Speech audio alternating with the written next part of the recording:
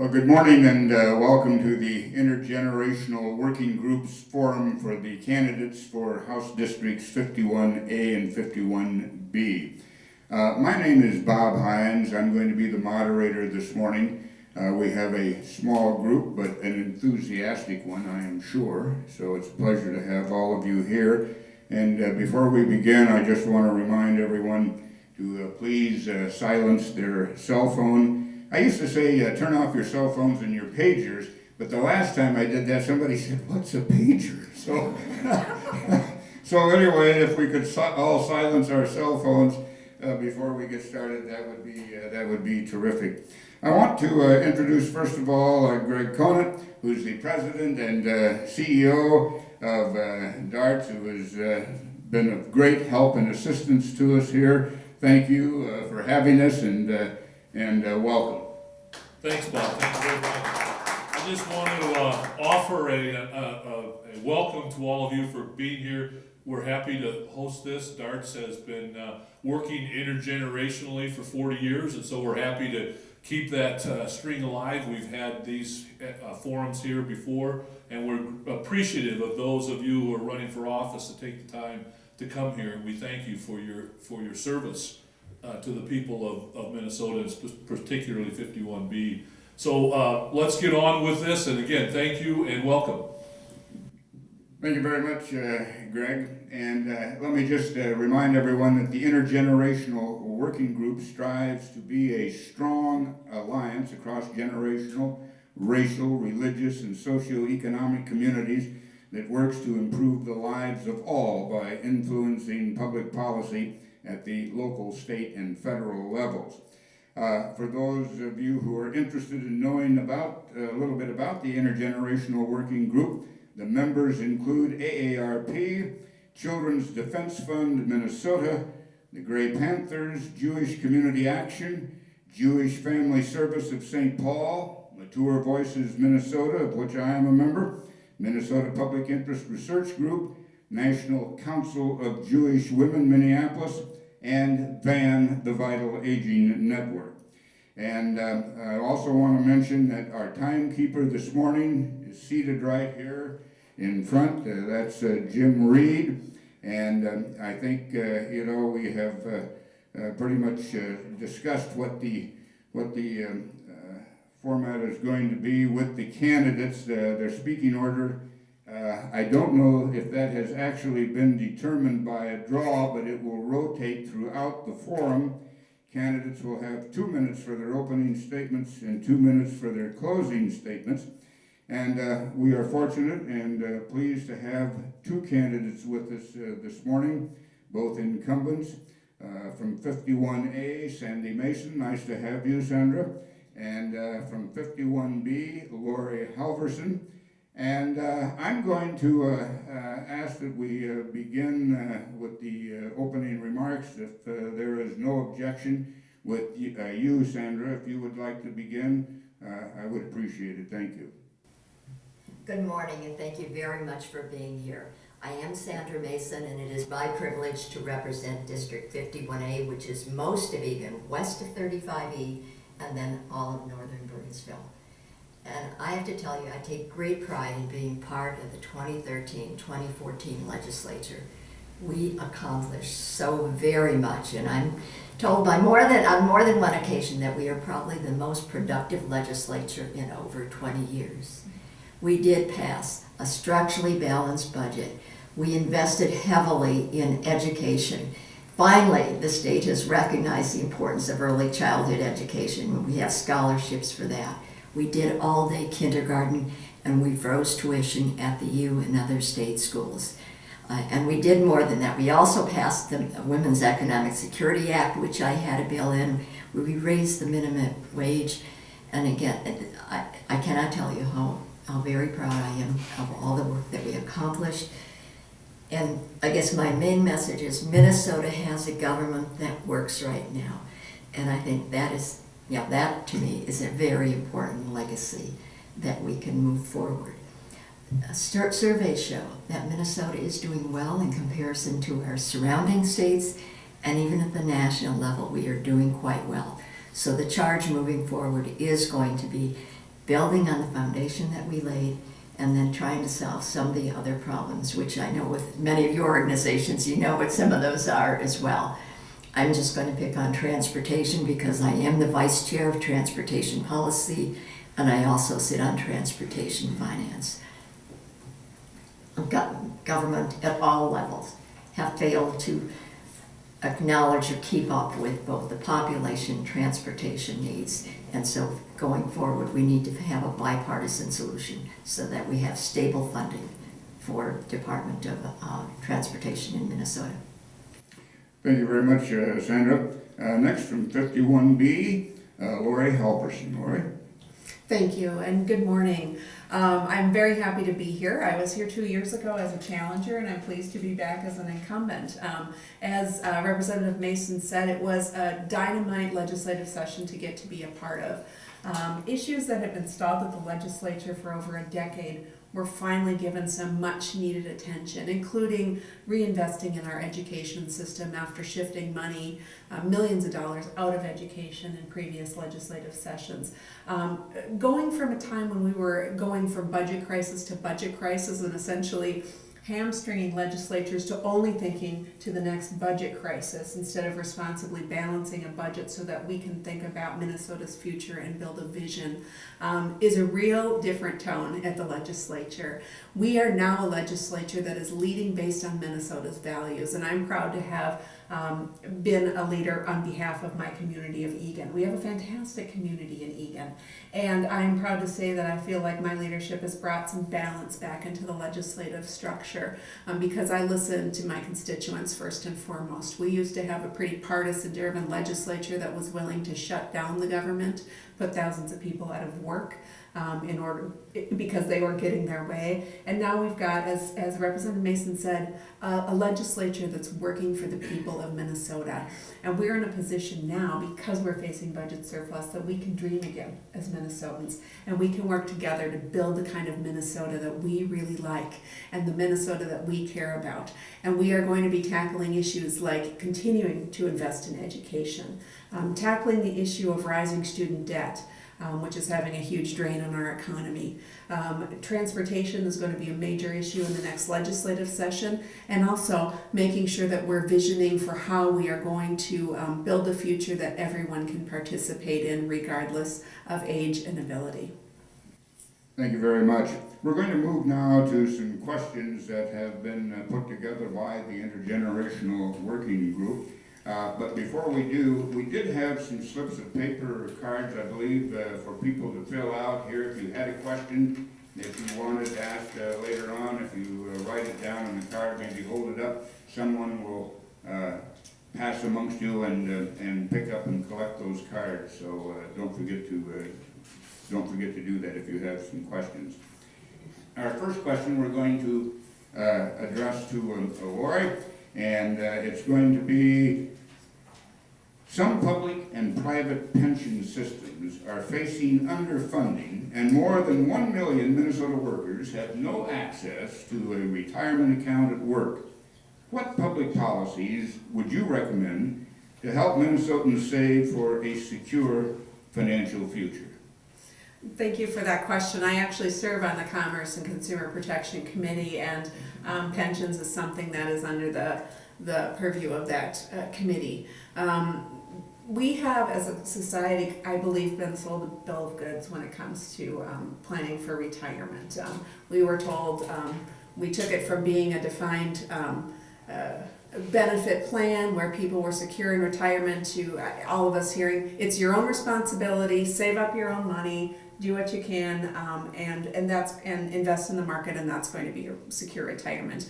We know that is not the most effective way. We need a balanced retirement system that is a blend of individual contributions, workplace contributions, and benefits. And we need to take a really serious look at how we are going to build for people's future, because what we're depending on now is putting people's futures at risk. Thank you very much, Senator Mason. Same question to you. Do you want me to repeat the question? Would you please? Yes. Some public and private pension systems are facing underfunding, and more than 1 million Minnesota workers have no access to a retirement account at work. What public policies would you recommend to help Minnesotans save for a secure financial future?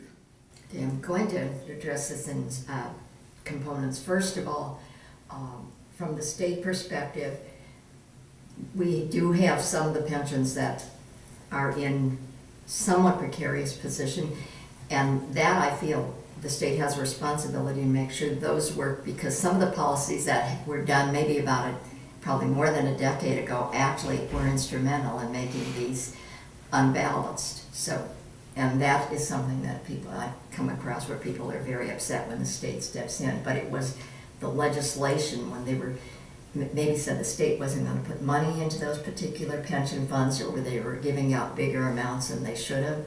So that was done according to the, I know that there was a time where there was a lot of money. But the other thing is, I was an independent insurance agent, and we did encourage people never to count on Social Security. I mean, that is a cushion, but you should be able to, do various things like annuities, etc. But for people not making enough money, that is a real tough thing to do. Thank you. Our next question, and we'll begin with Sandra for the response here. There are two viewpoints regarding voting and elections. While for some, the security and legitimacy of the election is paramount, even at the risk of excluding some eligible voters from voting, for others, the right to vote is paramount, and voting practices such as early registration must accommodate as many eligible voters as possible. What is your position on this issue, and explain why?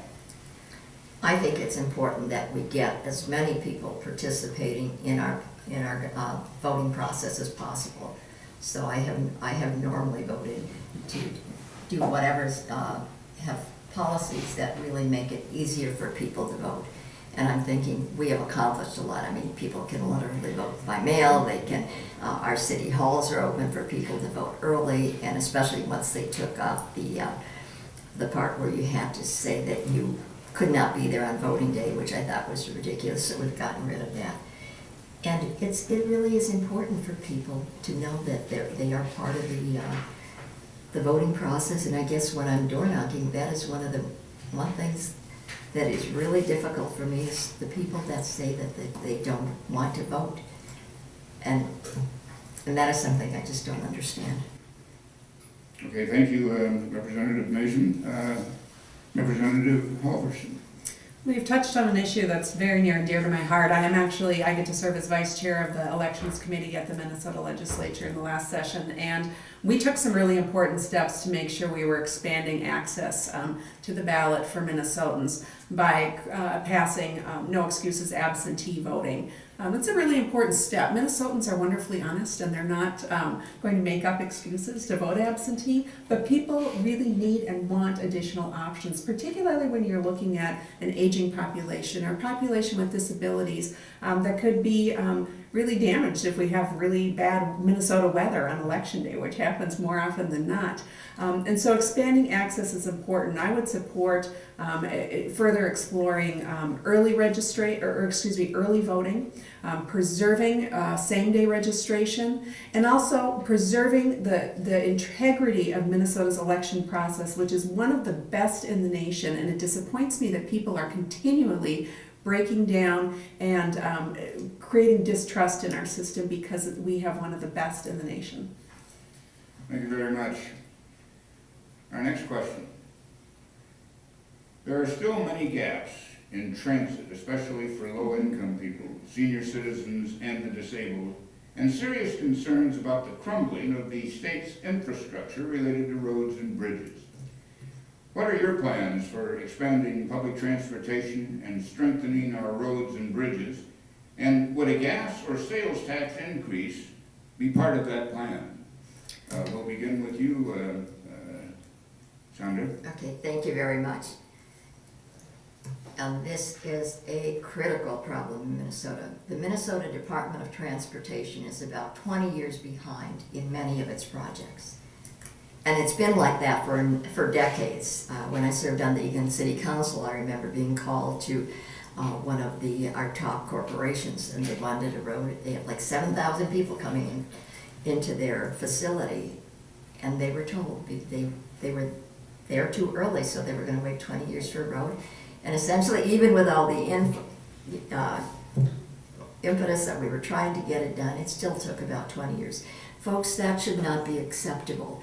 And as I said, I sit on the transportation committees, and there are some roads that, I mean, there's one highway called the Highway of Death, because there are so many deaths on that.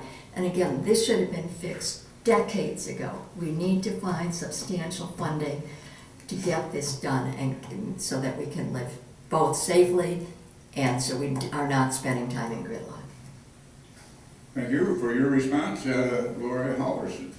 Thank you. Well, transportation is going to be the topic of conversation at the legislature in 2015. The question is going to be, what kind of discussions are we going to have? Are we going to vision for our future? Are we going to plan for the Minnesota that our demographers have told us that we are going to be facing? Or are we going to continue to try to play catch up in our transportation system? And I strongly advocate for creating a vision for Minnesota's transportation system that includes all of our stakeholders. Egan tells a great transportation story. We're home to some important corridors of commerce when it comes to our trucking businesses, and those trucks need to get their goods to market. Additionally, we are home to some really new and exciting development on the western side of the district, where we're seeing denser development, we're seeing more investment in housing for seniors and for people with disabilities that need access to transit. I'm a huge advocate for aging in place and for people with disabilities getting to determine the way that they want to live, and transit is a really important piece of that puzzle. Okay. Any other comments? Anyone? Okay. The next subject is gun violence. Gun violence has increased across the country, and some well-publicized mass shootings, while murders, accidents, and suicide continue to occur every day. While there may be little agreement on the best strategy for reducing gun violence, most would probably agree that steps should be taken to make our communities safer. What steps should be taken to reduce gun violence across the state, in your opinion? And Lori Halverson, we'll start with you. Well, there's no doubt about it that the amount of gun violence in our communities are disturbing and frightening. I send a 7-year-old to school every day, so I know that fear. And it's a fear we shouldn't have to live with. To me, one of the first steps we need to take should be one of the easiest and has become one of the hardest, and that's having a real conversation about what gun violence does to our communities. And the fact is, the National Rifle Association and other advocacy groups have essentially shut down that conversation. This is a public health issue. We have children and individuals dying at unacceptable rates, and we're not even allowed to study they've actually refused to study what gun violence does to our communities. Cuts off the discussion. Additionally, we've had incredible support for closing the gun show loophole, so you can't just walk in off the street and buy a gun, that people know what your background is, that we can screen for those kinds of things. Discussion was completely shut down. And so we haven't even been able to have a conversation about this, much less advance important public policy. So I want us to talk. Thank you very much, Representative Sandra Mason. I think the first thing that we need to do is finally do close the gun show loophole. That is one piece. The other thing that I'm more concerned about, I think, is mental health issues. And this past session, we did provide to have professionals in the schools to deal with mental health issues. But I think having people access to health care, and particularly with mental health issues, I think is critical, so that these people are identified early on and before they become a threat to the community. But again, Representative next to me has mentioned we need to have more discussion on this, and that has been a very difficult thing to do. Thank you very much. Having access to quality, affordable health care is critically important to all Minnesotans, and some would say it is a fundamental human right. What can we do to improve the quality of our health care system and ensure that every Minnesotan can access affordable health care coverage. And Sandra Mason, we'll start with you. Okay. I have signed on to the single-payer health care because I believe that group and that issue is going to be doing more for health care reform than anything else that I've seen. And again, I think it is important that we give people health care early on because we are spending incredible amounts of money for people in later stages with certain conditions, and as I just mentioned regarding the gun issue, I think that too comes under health care. So we need to be providing that, and we do know that Minnesota, in this country, we pay a lot for health care. No question we have some of the best health care in the world. I mean, we've got people coming in from other countries to do that. But the problem is, it's only certain people that have it, and we need to make sure that everybody has access to health care. Thank you. Lori Halverson.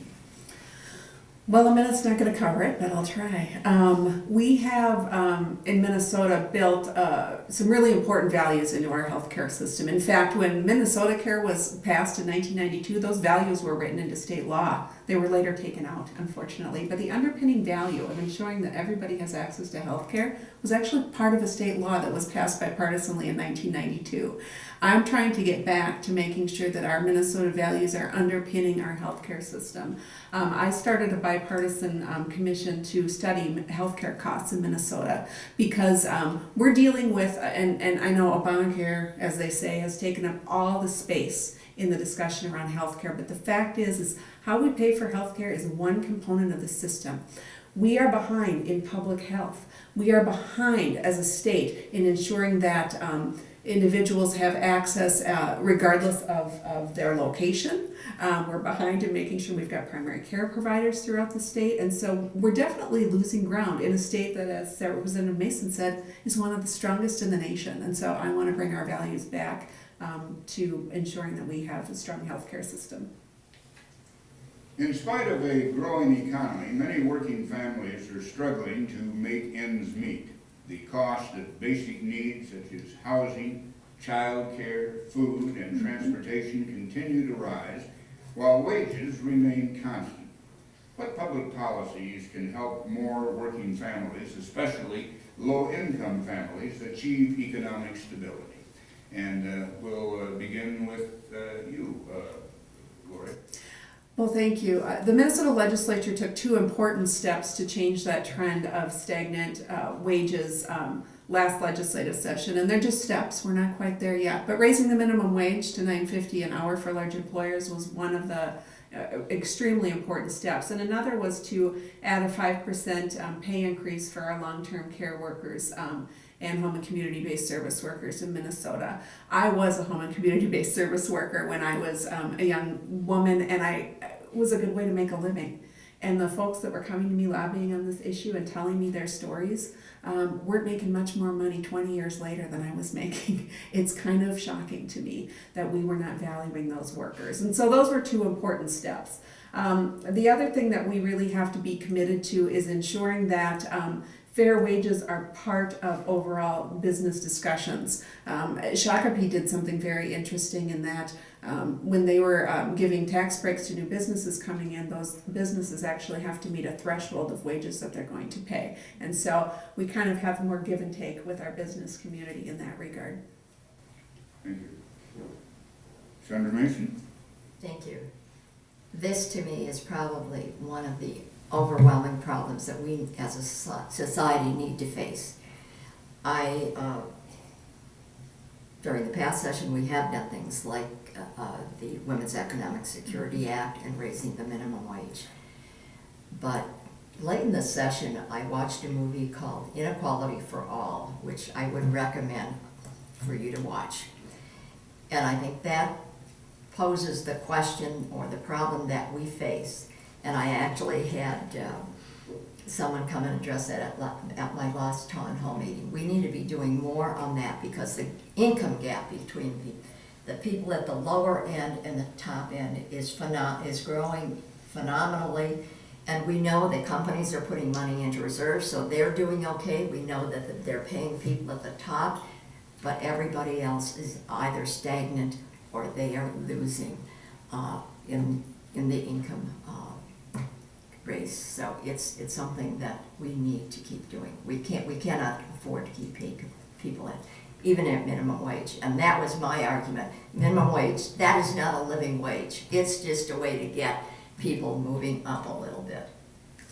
The number of homeless Minnesotans continues to grow. According to Wilder Research, more than 10,000 Minnesotans were homeless on the night of its 2012 triannual count, including an estimated 3,500 children, half of whom were age 5 and younger. How can we ensure that Minnesota's programs and policies address the needs of young homeless children and their families, and how can we improve the availability and affordability of housing? And I'll begin with Representative Mason. Actually, when I was on the city council, this was probably one of the most controversial votes I ever had to take, was on having affordable housing come in even. And we still need to be doing more on that. And that is, again, it's been a difficult challenge to get enough housing, but I think during the last legislature, we provided incredible amounts of money for housing for different types of populations. And I think that's a start. And actually in Dakota County, when I went to their review, we are doing fairly well. And I do remember the person at the end, the moderator, saying, if we can't solve the housing problem in Dakota County, where can you solve it? So we just need to be working at it. And the fact that it's kids, I think is huge. I mean, that one is totally unacceptable. So we do need to have more services. But again, I think it comes to the fact we need to be able to pay people living wages. I mean, this is the end and the start of everything. People need to be able to have sustainable wages. Well, I was proud to be the chief sponsor in the House of the Homeless Youth Act of 2013, and we got, for the first time in Minnesota's history, $4 million in 2013, added another $1 million in 2014 for programs to intervene with youth that are at risk for homelessness.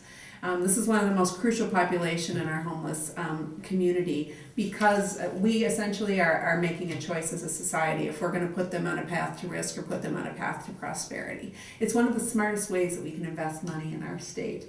And that $5 million is going to programs to make sure that kids are not on the street, that they're not vulnerable to predators and traffickers, that they have access to job supports, that they have access to school supports. And by doing that, we're keeping kids out of the criminal justice system. We're keeping kids out of long-term homelessness and poverty. And it's smart investments in our state. I don't have time to even touch affordable housing, but it's, suffice it to say, it's incredibly important. I talk to our mayor about it all the time. Thank you very much. Now we're going to turn to questions that have been submitted from the audience this morning. And it'll be addressed to both of you, and you'll each have 1 minute to respond. We'll start with you, Lori. What do you see as a stable source of funding for transportation? Well, the transportation funding is very unique when it comes to the way that we invest in our transportation system, and it has more dedicated taxes in our transportation system than any other system that we fund in Minnesota. And so they kind of try to sell you this bill of goods that we're stealing money out of the general fund budget and taking it away from transportation. But we have dedicated gas taxes, we have dedicated lease lend vehicle taxes, we've got I can't even go through and talk about them all. But so we have a system in place that actually dedicates money to roads and bridges. We have money that's dedicated to transit. And so I think the decisions that we're going to be making at the legislature in 2015 is going to be about what we do with those dedicated taxes. Minnesotans historically have shown us that they are willing to spend money when they know where it's going, and when they believe in the work that we're doing with it. And Minnesotans, from what I hear at the doors, are really passionate about getting our transportation system back on track. Funding is the big problem here, and we've talked about the gas tax, and the last time we raised the gas tax was in 2008, and as you recall, that took a veto override of the governor had vetoed it, and it took an override. And in that case, we had 6 people from the opposite side of the aisle come across to vote for that at the very end. And only 2 of those individuals are still remain in the legislature, and one of them came back as a Democrat. So getting people to vote on the stable funding is the most crucial thing. And I guess I am willing to vote for virtually anything that has stability and that can get a vote to pass. I will go back to the gas tax, and I'm telling people I'm comfortable with the gas tax because I know it goes into transportation. But there was one gentleman recently who doesn't believe that, and so he's against the gas tax. So, I mean, I don't know where to go from that, but that is a dedicated task, and I know you want me to stop, and this is not a 1-minute question, folks. Well, thank you very much. And I should add, if our representatives have a chance to remain after the program this morning, then you will have an opportunity to visit with them, and perhaps you can get a more lengthy response from them on some of these issues if you would like. Next question is that many workers don't have access to paid time off in order to care for a new baby or to care for themselves or a family member when seriously ill, forcing them to choose between a paycheck or their families. Would you support a statewide paid family leave program financed through employee and employer contributions? And we'll begin with Representative Mason. I believe I would. It's an incredibly difficult choice to know that you have to leave your child or your parent at home and know that if you don't, you might lose your job. And again, because of a couple of the committees that I've sat on, there has been a lot of testimony to this. And if we value our families, I think it's up to the state to be able to support them so that they can make the right decisions and so there can be a loyalty in the care. And I also believe that the care that you get from your family can't begin to, that to me is the most important thing in the world. And so that would be one option that I think is a good answer. If we value it as a society, we should be able to support that. Thank you. Lori?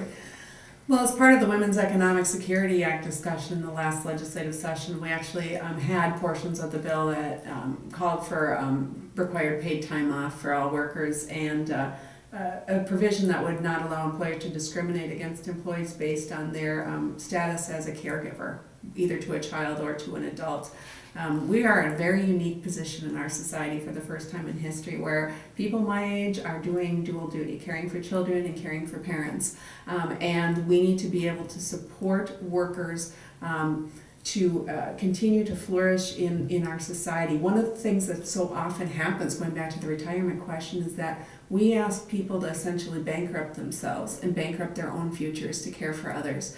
And we can't do that. That puts our society at a very precarious situation, and our employers need to be part of that discussion to ensure that we're creating a safe and secure workforce and a safe and secure society.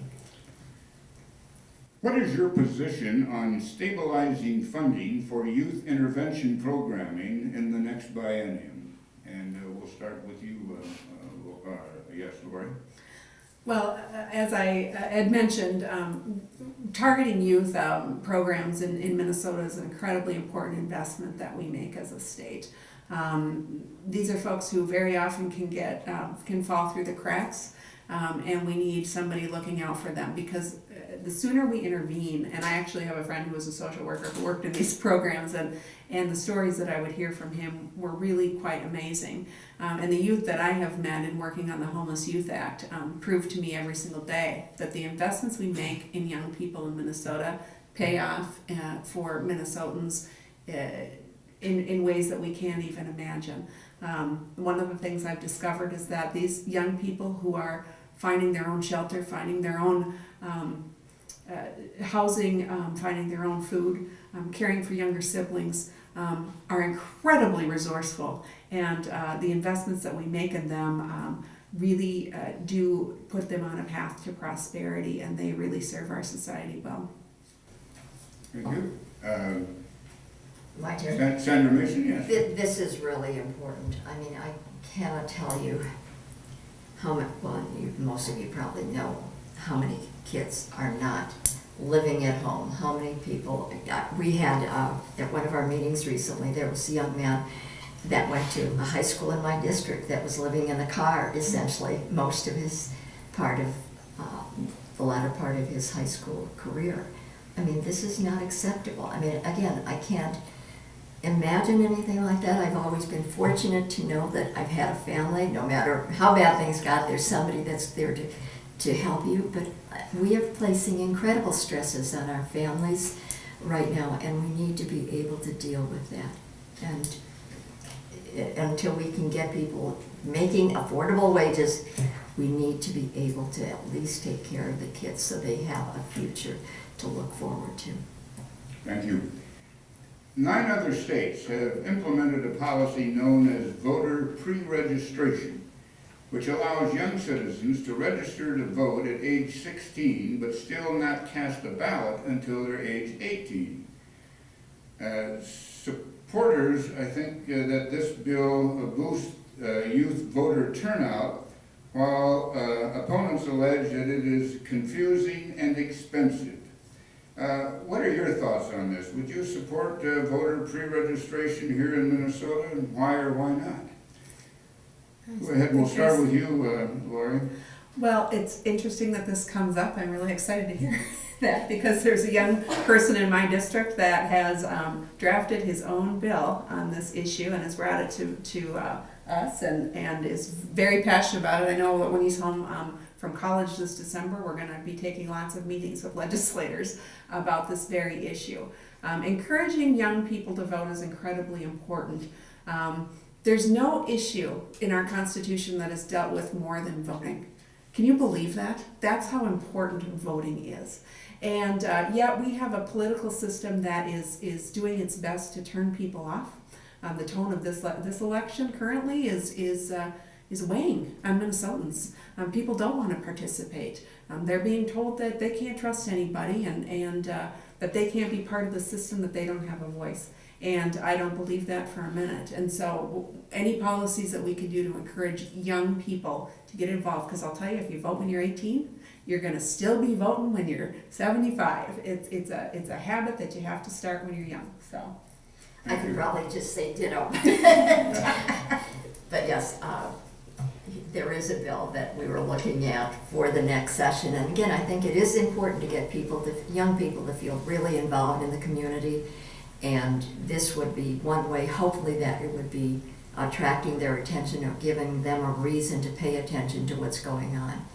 Again, as I told you, when I come across people now, especially young people that are not willing or interested in voting, I don't understand that. And hopefully this would be a way to get people to see if they're going to look at what's happening. And that's what I'm telling the young people. What we're doing now is going to affect you big time. You should be paying attention to what we're doing because it is going to impact your future. As I said, it's something that we live in the best country ever, and I don't understand how people don't take that as seriously as they should. But again, at the door, this one young man, he has a daughter about 5 years behind him, and he said, well, everything's going okay. He just doesn't think that he needs to vote. So, that's the answer, folks. But no, I think this would be great. Thank you. Do you believe the Met Council should be an elected body or appointed as it currently stands? Sandra Mason, Representative Mason, will begin with you. Okay. I believe that we need the Met Council as a planning institution, no doubt. But I have thought about putting in a bill where the Met Council members are actually elected by the local governments rather than by the governor's appointment. And I can give you one example. This goes back a couple of years when we're meeting on transportation, and the Met Council chair is telling us that we're trying to get some of our local issues forward, and he said his allegiance is to the governor. Now, to me, the Met Council is a planning agency, and it's supposed to be helping everyone in the metro area. So that's why I think we really do need to move to a different deal. And I don't think another elected official is going to be the solution. I just believe it's, if we let each of the cities and counties involved in each district appoint a person that they're comfortable with. So there is communication back and forth. And I can tell you when I was in, okay, sorry, I do want to finish. When I was on the Eagan City Council, I didn't get to meet my Met Council person until like the third year I was on the council. That's how difficult. And I met him somewhere in Florida. We were at a transportation conference. I mean, so there is a definite disconnect sometimes. Not all the time. I mean, we've had some great ones.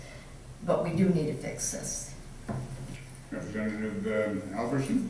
Well, Representative Mason, I think I love your creative thinking, because I think that that's exactly what this is calling for.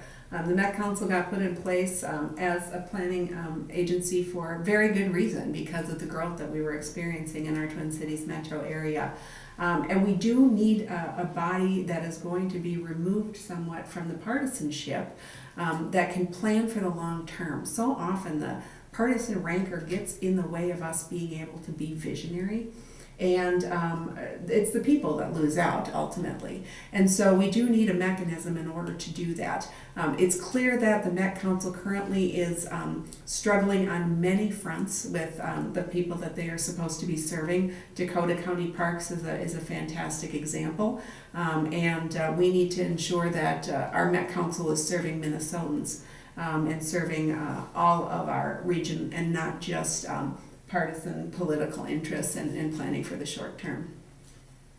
While the number of home foreclosures has declined, there are still thousands each year. Would you support mediation as a tool to make sure that homeowners' rights are protected from foreclosures? We'll start with Representative Halverson. Well, that mediation was a conversation at the Capitol in the last legislative session. That bill did not end up advancing all the way. And I think that there are some stakeholders that are still willing to work to make the bill, get us to a place where we can get that bill through the legislature. And frankly, didn't feel like we were that far off. I think that time ended up not being on our side. But we did, as part of the Commerce and Consumer Protection Committee, we did take some other steps that I think are protecting people in foreclosure situations, particularly by requiring that you have to have a single point of contact with your bank when you're renegotiating your loan. You can't imagine the stories that I've heard from people who say, I have to tell this horrible story to a different person every time, and they don't get it. And then I hang up the phone and I'm back in the morass of decision makers that I can't get a hold of. And so that was one piece of consumer protection that we added to the mortgage renegotiation process. But we need more protection for consumers. Thank you very much. And I would agree. I would be willing to support that as well, because I know that some people have lost their houses because the banks would not work with them. And for the life of me, I can't understand how you could leave a building vacant, and every time a building, we know how many houses have been plowed under because they have had to be abandoned. It makes no sense. We're wasting incredible resources about the way that we've been dealing with this. So I would support whatever we can do to keep people in their homes, and also to make sure that people can move, have a place to live, and the fact that they shouldn't be losing their houses. Thank you. This is our final question from our audience this morning. The Minnesota state flag and seal feature a rifle leaning against a freshly cut tree stump, and a nearly naked Native American literally riding off into the sunset. In your opinion, does this send the right message, and what can be done about it? We'll start with you,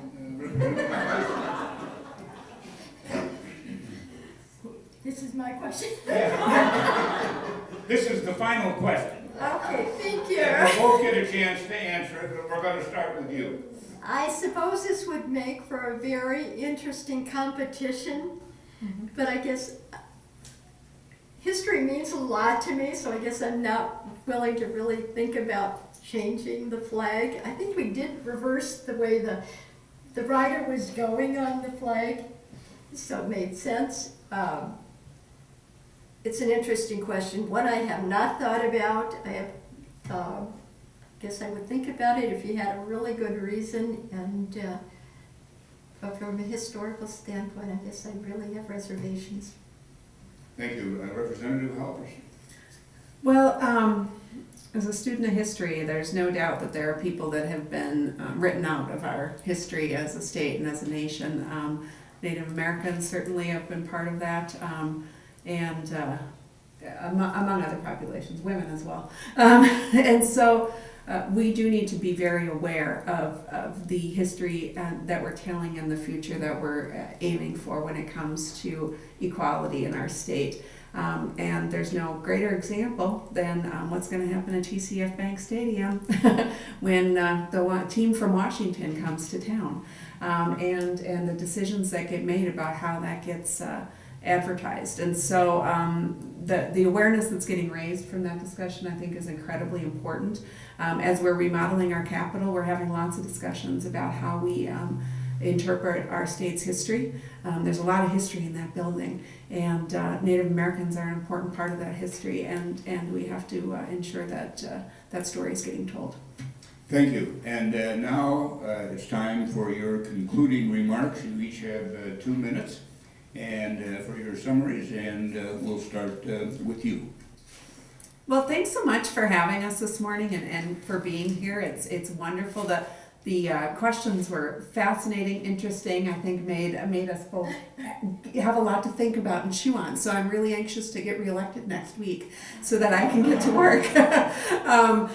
It's been an amazing opportunity to get to serve the citizens of my district and the citizens of this state. And it really is service that comes from my heart. And listening to all voices is one of the most important values that I bring as a state legislature. Too many people are shut out of the process and shut out of the system, and we miss out on a lot of good ideas. We miss out on the notion of creating solutions. We miss out on the notion of reaching across the aisle. We've lost that value as a state, and I've worked really hard to bring that back, to bring the voice of the people back into the conversation. And it's something that I will continue to do. When it comes to policy issues that I'm going to be attacking in the next legislative session, the top of the list is healthcare costs. It's something that I've got some background and expertise with, and I'm really working hard with our local health plans and healthcare providers. Throughout this election season, I've been meeting with them and talking about what we can do to make the system work better for consumers. Additionally, I'll be working with Representative Mason, if all goes well, to improve our transportation infrastructure and create a vision for this century. We're still building for the last century, but create a vision for this century in our transportation system so that all Minnesotans can have access to commerce, to our beautiful parks, and to the resources that Minnesota has to offer.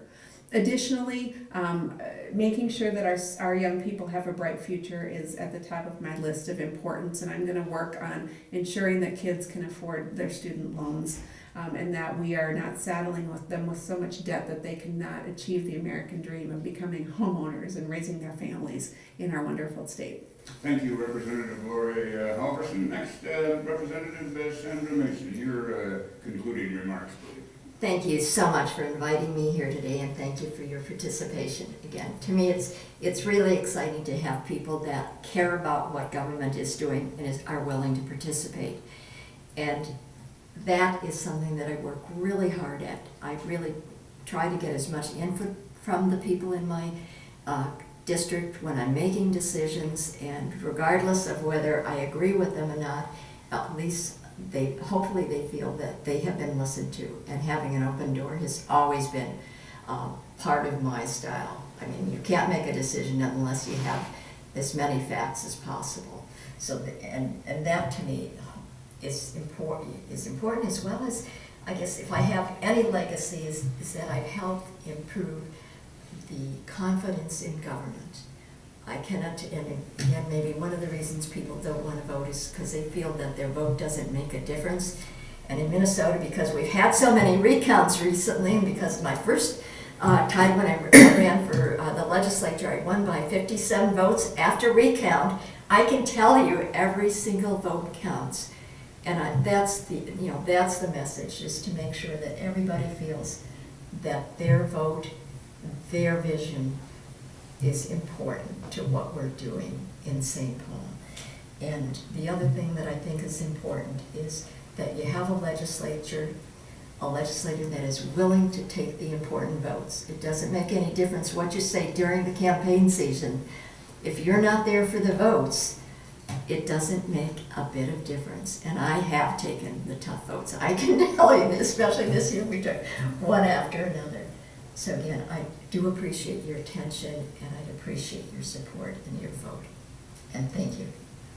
Thank you very much, Representatives Lori Halverson and Sandra Mason. Lori Halverson representing current incumbent 51B, and Representative Sandra Mason, incumbent 51A. We thank you for your service to the public, and we appreciate your joining us this morning and taking some of these tough questions that have been put together for you, not only by the Intergenerational Working Group, but by our audience this morning.